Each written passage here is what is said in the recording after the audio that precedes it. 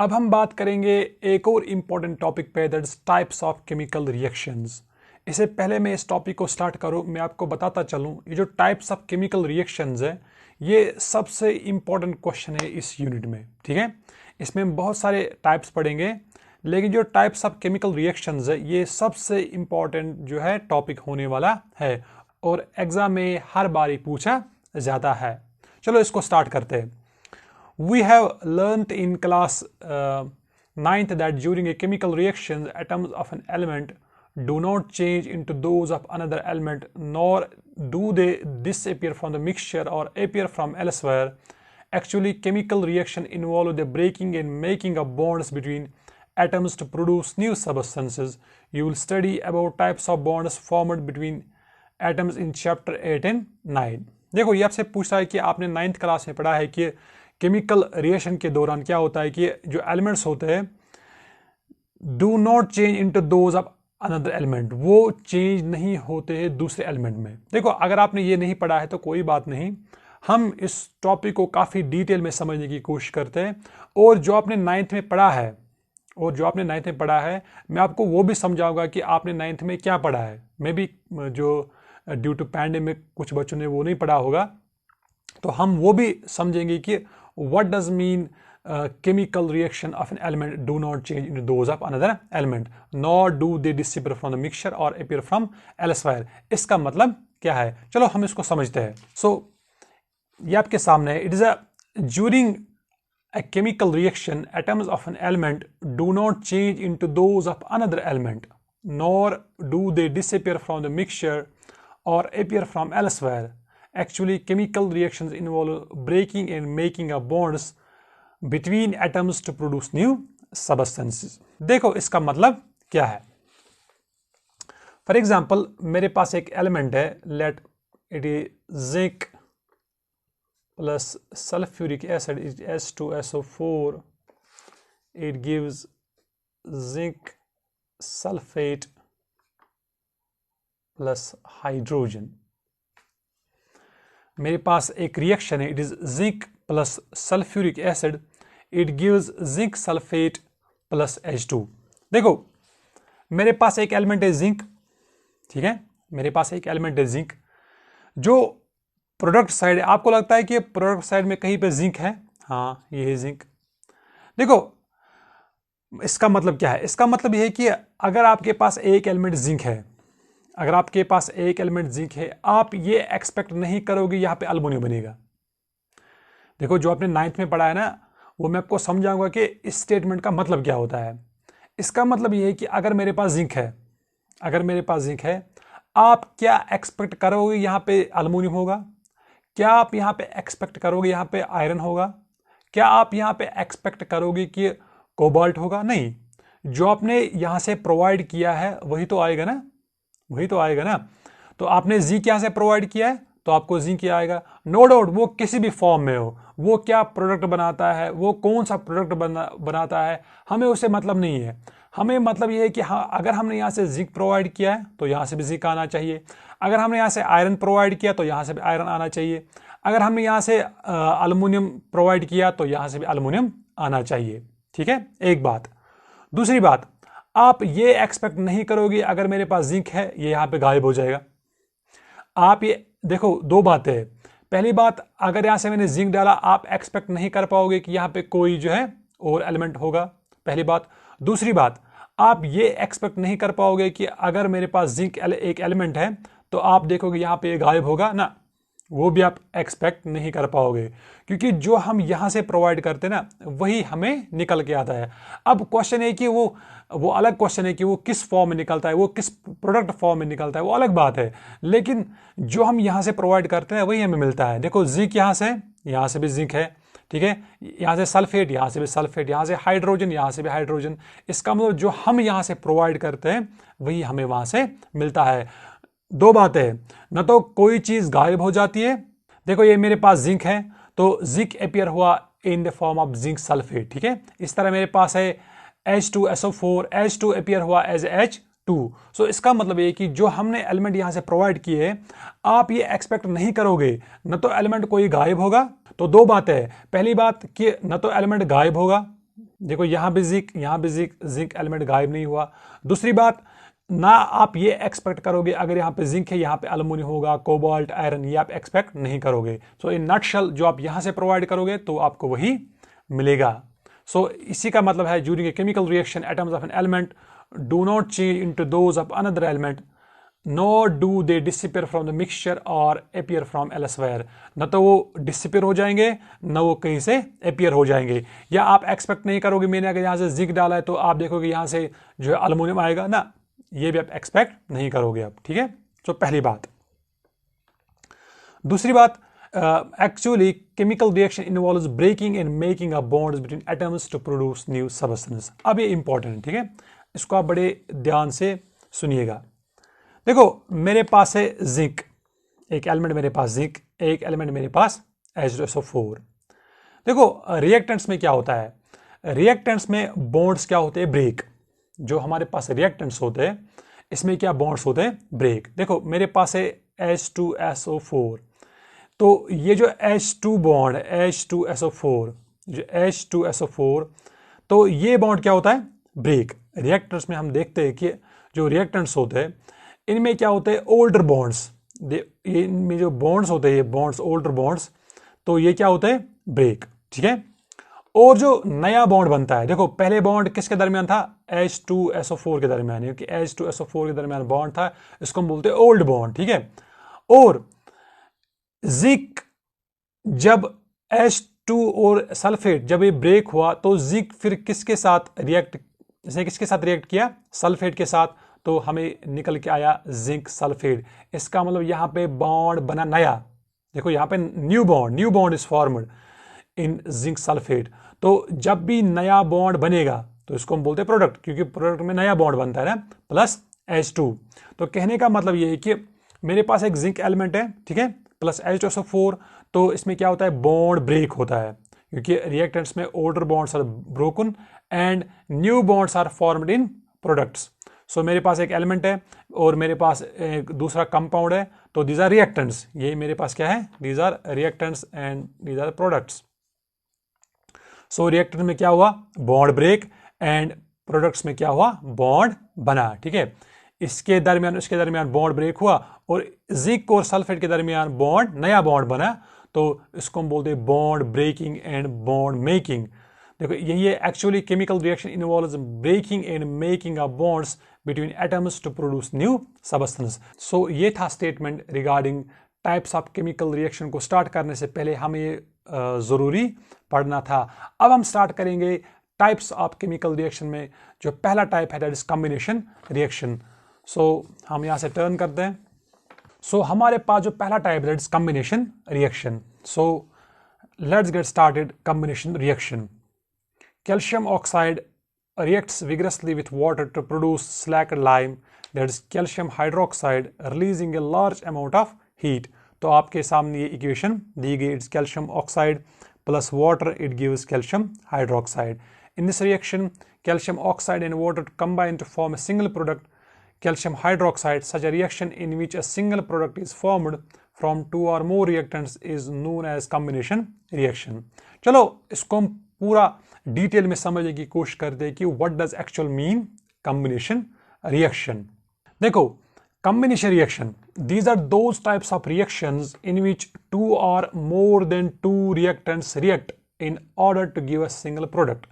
देखो ये वो रिएक्शंस है, ये कॉम्बिनेशन रिएक्शन वो रिएक्शंस है जहां पे दो से ज्यादा, जहां पे कम से कम दो होने चाहिए, ज्यादा से ज्यादा तीन भी हो सकते हैं, चार भी हो सकते हैं, पांच भी हो सकते हैं, लेकिन कम से कम मेरे पास दो सब्सटेंस होने चाहिए।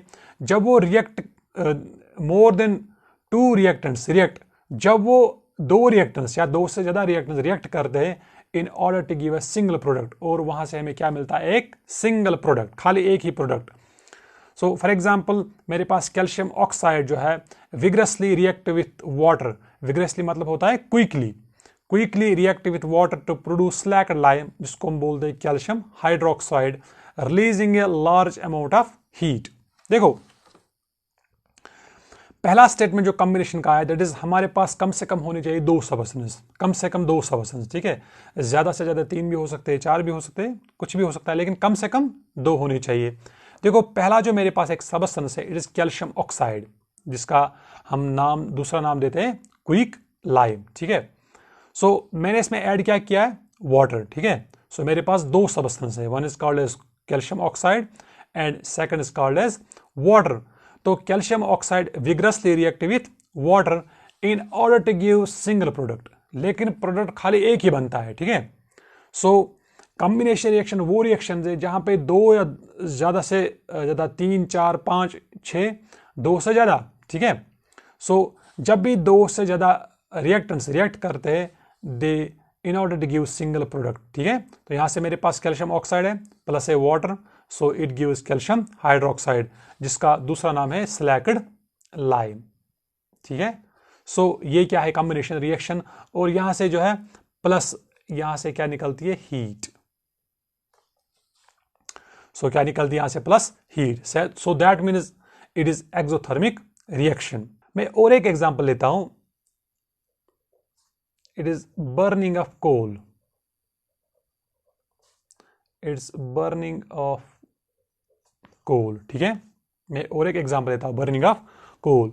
सो मेरे पास कार्बन है, कार्बन सॉलिड है, plus oxygen, it is in gases form, it gives carbon dioxide gas. देखो मेरे पास कार्बन, व्हाट्स कार्बन एक्चुअली, देखो कोल जो है, कोल एक्चुअली कार्बन, ये कार्बन की फॉर्म है, ठीक है। सो मेरे पास कार्बन है प्लस ऑक्सीजन, ऑक्सीजन कहां से, एटमॉस्फेयर से, so it gives carbon dioxide.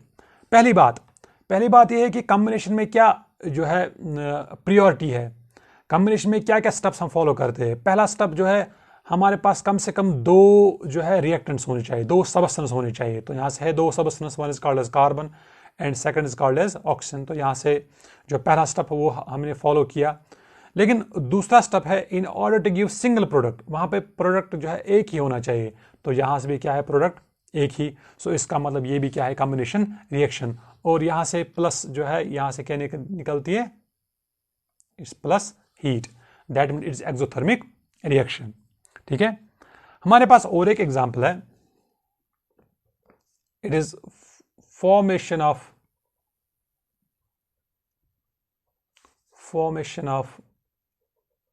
water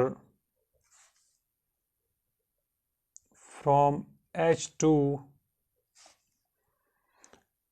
and oxygen,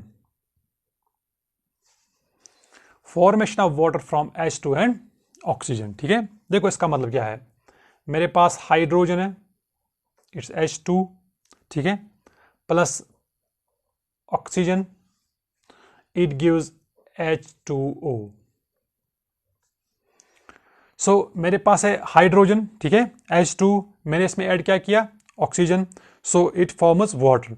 देखो कॉम्बिनेशन में क्या हमारे पास जो क्या क्या कंडीशन है। पहली कंडीशन मेरे पास कम से कम, मैं फिर से रिपीट कर रहा हूं, कम से कम मेरे पास दो रिएक्टेंट्स होने चाहिए या दो सबस्टेंस होने चाहिए। तो यहां से एक और एक हो गए दो, तो यहां से पहला कंडीशन जो वो सेटिस्फाई हो गया। दूसरी condition, in order to give single product, देखो यहां पे प्रोडक्ट बनता है तो यहां भी कोई परेशानी नहीं है। सो प्लस यहां से लिख सकते हो आप, इट्स हीट। इसका मतलब ये क्या है, ये एक्सोथर्मिक रिएक्शन। देखो यहां से मैं एक जो है और एक एग्जांपल लेता हूं, it is nitrogen plus oxygen, it gives NO, ठीक है। मेरे पास है nitrogen plus oxygen, it gives NO। सो पहली कंडीशन क्या, मेरे पास कम से कम कितने रिएक्टेंट्स होने चाहिए, दो रिएक्टेंट्स, यहां से हो गए दो रिएक्टेंट्स। दूसरी जो कंडीशन मेरे पास है, in order to give single product, यहां से प्रोडक्ट क्या है, एक ही, so it is a combination reaction. लेकिन मसला ये है कि ये तो कॉम्बिनेशन है but it is not exothermic, ये एक्सोथर्मिक रिएक्शन नहीं, ये तो कॉम्बिनेशन है सो मगर एक्सोथर्मिक रिएक्शन नहीं है। सो मैं यहां पे एक स्टेटमेंट लिखता हूं, it is most of the combination reactions are exothermic,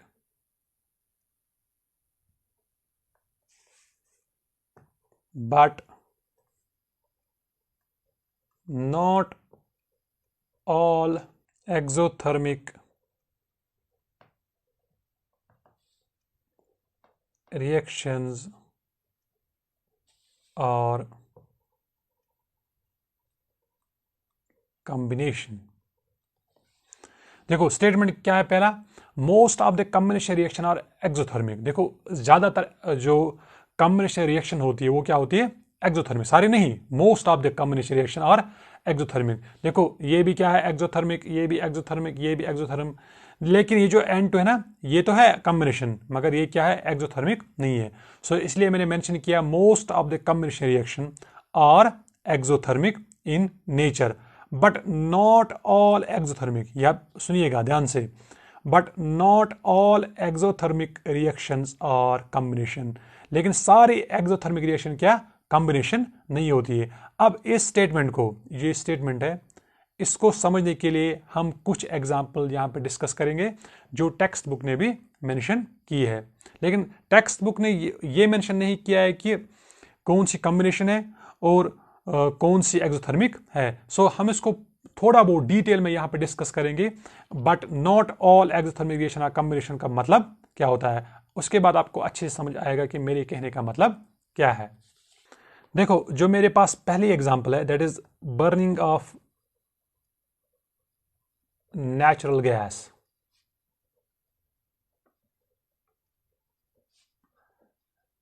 इससे पहले पढ़ा हमने burning of coal, but it is burning of natural gas. देखो हमारे पास जो नेचुरल गैस है that is CH4 methane plus oxygen, it gives carbon dioxide plus water. देखो मेरे पास एक रिएक्शन है, इट इज मीथेन, ठीक है, it's natural gas plus oxygen, it gives carbon dioxide plus water. जब भी मीथेन गैस बर्न होता है with the help of oxygen, so वो वहां से देता है कार्बन डाइऑक्साइड प्लस वाटर। देखो कॉम्बिनेशन के लिए हमारे पास दो कंडीशन है। पहली कंडीशन, हमारे पास कम से कम कितने रिएक्टेंट होने चाहिए, दो, या हमारे पास दो सबस्टेंस होने चाहिए। तो यहां पे है ना दो सबस्टेंस, 1 + 1 हो गए 2। और दूसरी कंडीशन क्या है कि in order to give single product, लेकिन प्रोडक्ट एक ही होना चाहिए। लेकिन यहाँ पे गड़बड़ हो गई, यहाँ पे कितने प्रोडक्ट, 1 और 2। अब हुई ना गड़बड़। इसका मतलब ये कॉम्बिनेशन नहीं है, ये कॉम्बिनेशन नहीं है, मगर ये एक्सोथर्मिक है। प्लस हीट का मतलब होता है ये एक्सोथर्मिक है। सो पहले मैंने बोला कि most of the combination reaction are exothermic but not all exothermic. फिर से सुनिएगा, but not all exothermic reactions are combination. देखो ये तो एक्सोथर्मिक है, ये ना एक्सोथर्मिक, बट ये कॉम्बिनेशन नहीं है। सो हमें और एक एग्जांपल लेते हैं, रेस्पिरेशन। रेस्पिरेशन प्रोसेस, ठीक है। सो मेरे पास जो है ग्लूकोज है, it is C6H12O6, it's glucose, ठीक है। प्लस हम क्या लेते हैं, ऑक्सीजन। देखो मेरे पास ग्लूकोज है C6H12O6 plus oxygen, it gives carbon dioxide plus water plus energy. देखो जब हम रेस्पायर करते हैं, ठीक है, सो हम क्या लेते हैं, ग्लूकोज। कोई भी खाना जब हम लेते हैं, so it's actually glucose C6H12O6। और जो भी हम खाना लेते हैं वो लास्ट में कन्वर्ट किस में होता है, ग्लूकोज। ग्लूकोज जब रिएक्ट होता है ऑक्सीजन, अब ये ऑक्सीजन कहाँ से आए, ये हम रेस्पायर करते हैं, ये हम ऑक्सीजन लेते हैं फ्रॉम द एटमॉस्फेयर, ठीक है। सो मेरे पास कंडीशन क्या है कॉम्बिनेशन की, मेरे पास दो रिएक्टेंट होने चाहिए, दो सबस्टेंस होने चाहिए मिनिमम, कम से कम। तो ज़्यादा से ज़्यादा 3 भी हो सकते हैं, 4 भी हो सकते हैं। In order to give single product, देखो यहाँ पे प्रोडक्ट कितने, 1 और 1, 1 + 1 2 हो गई, फिर से गड़बड़। प्लस एनर्जी, प्लस एनर्जी का मतलब होता है प्लस जो है हीट, हीट, लेकिन यहाँ पे heat is in the form of energy, ठीक है। मगर एक्चुअली एनर्जी क्या है, एक्चुअली हीट ही है ना, बट ये है it is in the form of energy. देखो यहां से कितने प्रोडक्ट, 1, एंड 1 प्लस हो गई 2। कॉम्बिनेशन में क्या एक हमारे पास कंडीशन है, मेरे पास कम से कम 2 रिएक्टेंट होने चाहिए in order to give single product, लेकिन प्रोडक्ट खाली क्या एक बनना चाहिए, लेकिन यहाँ तो 2 बन गए। अब हुई ना गड़बड़। अब इसका मतलब ये तो एक्सोथर्मिक है, ये मेरे पास एक्सोथर्मिक, इट इज एक्सोथर्मिक, ये मेरे पास एक्सोथर्मिक है, but it is not combination, ये कॉम्बिनेशन रिएक्शन नहीं है। सो मैंने जब आपको पहला स्टेटमेंट बोला that is most of the combination reaction are exothermic in nature but not all exothermic reactions are combination. देखो ये क्या है, ये सारी क्या है एक्सोथर्मिक रिएक्शन, बट ये कॉम्बिनेशन नहीं है। So this was all about the what we can call as combination reaction. अब हम स्टार्ट करेंगे डिकम्पोजिशन रिएक्शन। सो इस तरह से हमने कंप्लीट किया कॉम्बिनेशन रिएक्शन। जो भी एग्जांपल्स टेक्स्ट बुक में मेंशन थी वो हमने सब मेंशन यहां पे की, ठीक है। उसके बाद जो है दैट इज डिकम्पोजिशन रिएक्शन, ठीक है। सो डिकम्पोजिशन रिएक्शन जो है it is also one of the most important reaction. So हम इसको समझेंगे कि what does mean decomposition reaction. So let's get started. Have you noticed that the green color of the ferrous sulfate crystals have changed? You can also smell the characteristics order of the burning sulfur. So मेरे पास यहाँ पे example दी गई है। देखो अब जो decomposition reaction है इसको समझने के लिए या डिकम्पोजिशन क्या होता है इसको समझने के लिए हम पहले इसको स्टार्ट कर दे फ्रॉम द बेसिक, ठीक है। उसके बाद हम धीरे धीरे करके जितनी भी एग्जाम्पल यहाँ पे मेंशन हुई है तो हम इसको पूरा समझने की कोशिश करते हैं। सो ये रहा आपके सामने decomposition reaction. These are those reactions in which a single composition splits up और ब्रेक्स डाउन। ये वो रिएक्शन है जहां पे एक सिंगल कंपोजिशन, मेरे पास एक सिंगल कंपोजिशन है, वो हम अभी समझेंगे। मेरे पास एक सिंगल कंपोजिशन है, ठीक है। इट स्प्लिट्स अप, स्प्लिट का मतलब होता है ब्रेक डाउन होना, ठीक है, टूटना, टुकड़े टुकड़े होना, ठीक है। और ब्रेक्स डाउन इनटू 2 और मोर देन 2 सब्सटेंस। मेरे पास एक सिंगल कंपोजिशन है, उसको क्या होता है वो ब्रेक होता है, उसके टुकड़े टुकड़े होते हैं और वो फिर कन्वर्ट होता है 2 कम से कम 2 और मोर देन 2 सब्सटेंस या 2 से ज्यादा।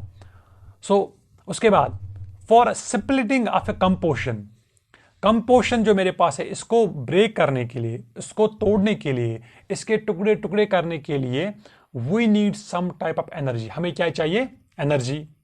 अब वो एनर्जी क्या है? Which may be in the form of heat. अब वो एनर्जी हीट के फॉर्म में भी हो सकता है, जैसे लाइक हमने अभी देखा रेस्पिरेशन में, ठीक है।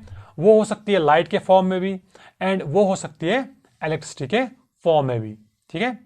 अभी मैं बस आपको स्टेटमेंट बोल रहा हूं, अभी मैं आपको कोई एग्जाम्पल यहां पे डिस्कस नहीं कर रहा हूं कि what does actually mean decomposition reaction. Decomposition reaction is just opposite of combination reaction. जो डिकम्पोजिशन रिएक्शन है ये बिल्कुल अपोजिट है कॉम्बिनेशन रिएक्शन को। वाई? क्योंकि कॉम्बिनेशन रिएक्शन में एलिमेंट्स कंबाइन होते हैं। जो कॉम्बिनेशन रिएक्शन है इसमें एलिमेंट जो है वो कंबाइन होते हैं, लेकिन डिकम्पोजिशन रिएक्शन में एलिमेंट्स जो मेरे पास एक कंपोजिशन है वो क्या होती है? ब्रेक। कंपोजिशन ब्रेक होती है और वो हमें देते हैं 2 और 2 से ज्यादा सबस्टेंसेस। चलो इसको हम समझते हैं विद सम फ्यू एग्जांपल्स, ठीक है। सो जो हम यहां पहले एग्जांपल डिस्कस करेंगे that is ferrous sulphate. It is FeSO4, it is in solid state. मेरे पास क्या है? Ferrous sulphate. सो ये मेरे पास एक सिंगल कंपोजिशन है, ये मेरे पास एक सिंगल कंपोजिशन है फेरस सल्फेट। सो इसको ब्रेक करने के लिए, इसको तोड़ने के लिए मुझे क्या चाहिए? एनर्जी। लेकिन एनर्जी हो सकती है हीट में भी, वो हो सकती है लाइट के फॉर्म में भी, वो हो सकती है इलेक्ट्रिसिटी के फॉर्म में भी, लेकिन यहां पे मैं प्रोवाइड करता हूं हीट, ठीक है। सो अगर आपको याद आ रहा होगा कि जब हमने पढ़ा था एक्सोथर्मिक एंड एंडोथर्मिक, मैंने आपको बोला था कि एंडोथर्मिक का मतलब होता है कि हम यहां से हीट प्रोवाइड करते हैं और वो हम लिखते हैं किस साइड से? रिएक्टेंट साइड से। इसका मतलब ये क्या है? ये एंडोथर्मिक रिएक्शन है। अभी हमने ये कंक्लूड नहीं किया कि decomposition reaction they are endothermic nature, लेकिन मैंने आपको याद दिलाने के लिए ये आपको कहा कि जब भी प्लस हीट होगा it means it is endothermic reaction. जो प्लस हीट है अगर ये होगा प्रोडक्ट साइड से then it is a exothermic reaction, लेकिन अगर होगा ये रिएक्टेंट साइड से then it is endothermic reaction. खैर वो हम बाद में देखेंगे।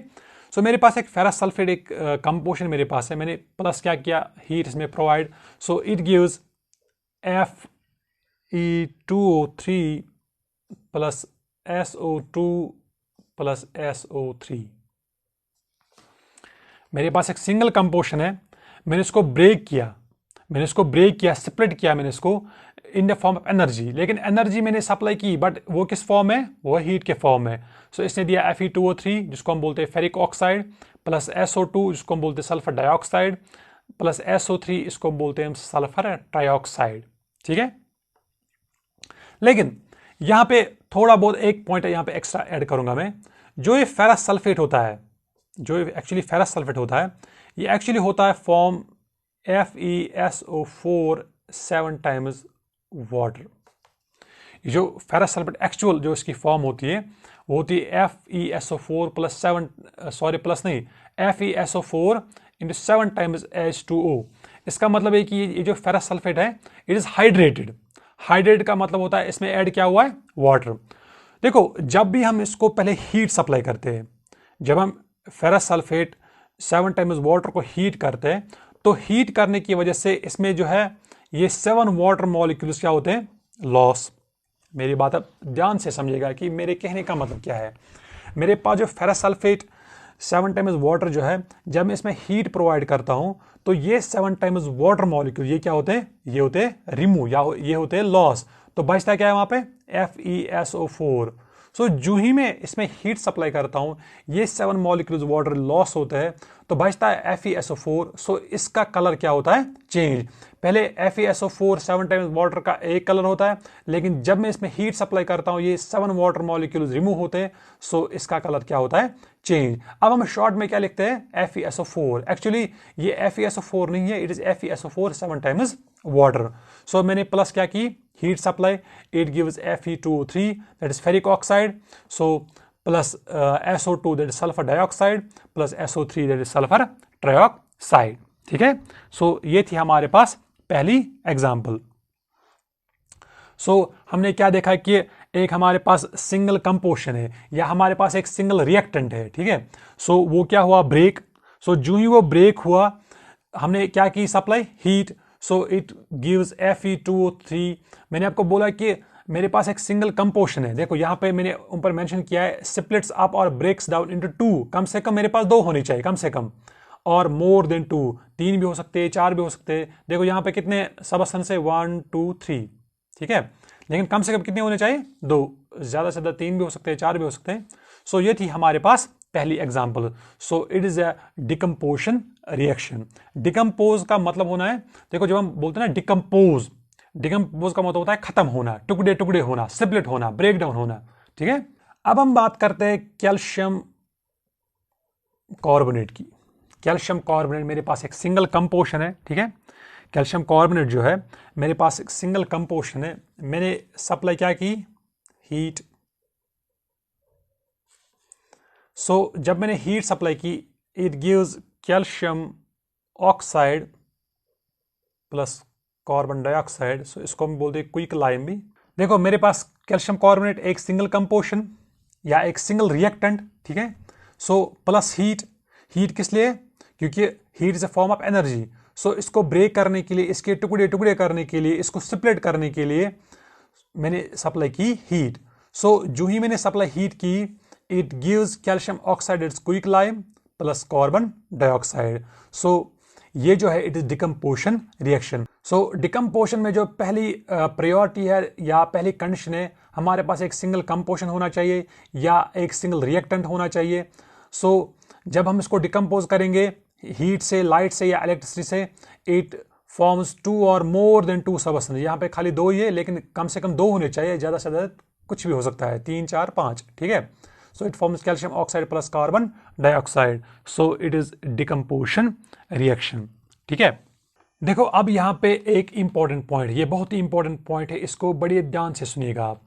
देखो जब भी हम डिकम्पोजिशन करते हैं, जब भी हम डिकम्पोजिशन कैरी आउट करते हैं बाय हीट, जब हम डिकम्पोजिशन करते हैं बाय यूजिंग हीट, हम हीट सप्लाई करते हैं डिकम्पोज करने के लिए, इसको हम बोलते हैं थर्मल डिकम्पोजिशन। यहाँ पे मैं एक स्टेटमेंट लिखूंगा, इसके बाद हम इसको समझेंगे। When decomposition reaction is carried out by heat, it is known as thermal decomposition।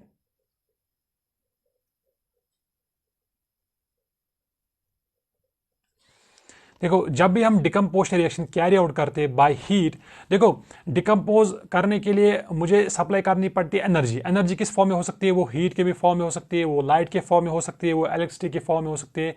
लेकिन जब हम इस्तेमाल करेंगे खाली heat, so when decomposition reaction is carried out by heat, so उसको हम बोलते हैं थर्मल डिकम्पोजिशन। थर्मल का मतलब होता है heat.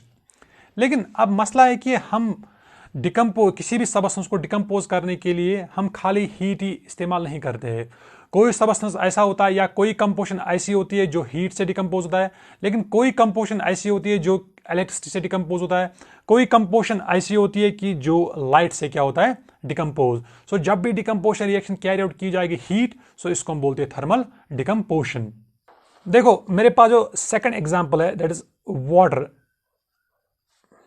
It gives H2 plus O2। मेरे पास है वाटर, ठीक है। अब इसको डिकम्पोज करने के लिए अगर मैं हीट सप्लाई करूंगा तो ये डिकम्पोज नहीं होगा। मेरी बात समझिएगा, जो मेरे पास है वाटर है, ये मेरे पास एक सिंगल कंपोजिशन है। इसको ब्रेक करने के लिए, इसको स्प्लिट करने के लिए अगर मैं सप्लाई करूंगा हीट तो ये डिकम्पोज नहीं होगा। तो मैं सप्लाई करता हूं इलेक्ट्रिसिटी, मैं सप्लाई करता हूं इलेक्ट्रिसिटी, ठीक है। उसके बाद जब मैं इलेक्ट्रिक सप्लाई करता हूं, it gives H2 plus O2। जब भी हम, मेरी बात समझिएगा आप ध्यान से, जब भी हम डिकम्पोज करते हैं या जब भी हम किसी की डिकम्पोजिशन करते हैं बाय यूजिंग इलेक्ट्रिसिटी, इसको हम बोलते हैं electrolytic decomposition.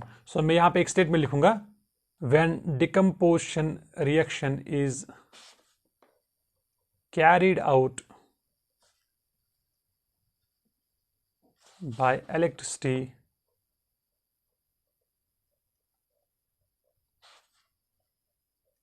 it is known as electrolytic decomposition।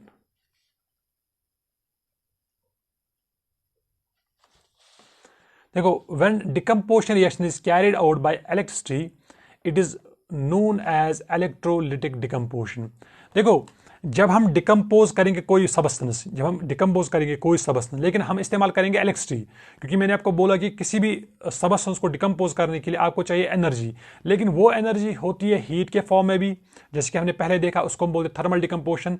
लेकिन वो हो सकती है इलेक्ट्रिसिटी के फॉर्म में भी, उसको हम बोलते हैं इलेक्ट्रोलिटिक डिकम्पोजिशन। वाटर को डिकम्पोज करने के लिए अगर आप हीट इस्तेमाल करोगे तो ये डिकम्पोज नहीं होगा, अगर आप इलेक्ट्रिसिटी इस्तेमाल करोगे तो ये डिकम्पोज होगा। जब भी डिकम्पोजिशन रिएक्शन कैरी आउट की जाएगी इलेक्ट्रिसिटी से, हम करते हैं electric current pass through the water, ये क्या होता है, डिकम्पोज। इस प्रोसेस को बोलते हैं इलेक्ट्रोलिटिक डिकम्पोजिशन। ये तो है डिकम्पोजिशन, लेकिन कौन सी, इलेक्ट्रोलिटिक डिकम्पोजिशन। यहां पे क्या इस्तेमाल करते हैं हम, यहां पे हम इस्तेमाल करते हैं इलेक्ट्रिसिटी, ठीक है। देखो मेरे पास और दो एग्जांपल्स हैं। It is AgCl, it gives Ag plus Cl2, AgBr, it gives Ag plus Br2, it is sunlight, it is sunlight।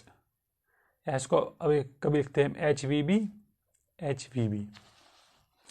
देखो मेरे पास ये दो रिएक्शंस है, AgCl, it gives Ag plus Cl2, इसके बाद AgBr, it gives Ag plus Br2।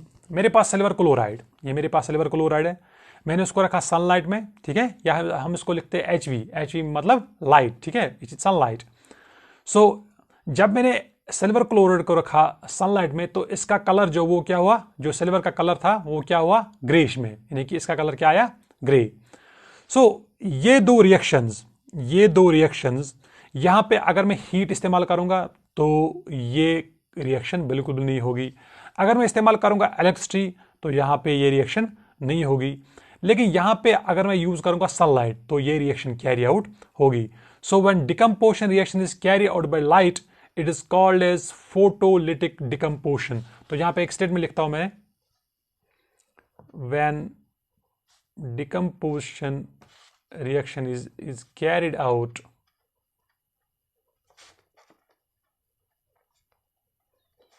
by light, it is known as photolytic decomposition।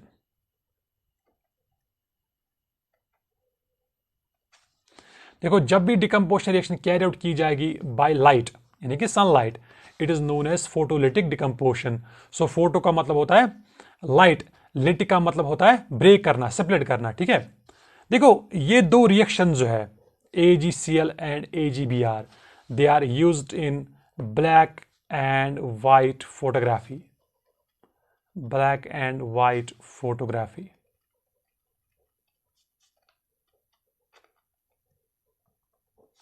देखो, जब हम, आपने अगर देखा होगा कि जब हम ज़ेरॉक्स कभी निकालते हैं या अगर हम कभी फोटोग्राफ निकालते हैं ब्लैक एंड वाइट, तो ब्लैक एंड वाइट जो हम फोटोग्राफ निकालते हैं या किसी भी जो पेपर को हम ज़ेरॉक्स करते हैं ब्लैक एंड वाइट में, तो वहाँ पे यही दो सबस्टेंस इस्तेमाल होते हैं। One is called as AgCl and second is AgBr। ये वो वाहिद दो सबस्टेंस है जो यूज़ किए जाते हैं ब्लैक एंड वाइट फोटोग्राफी।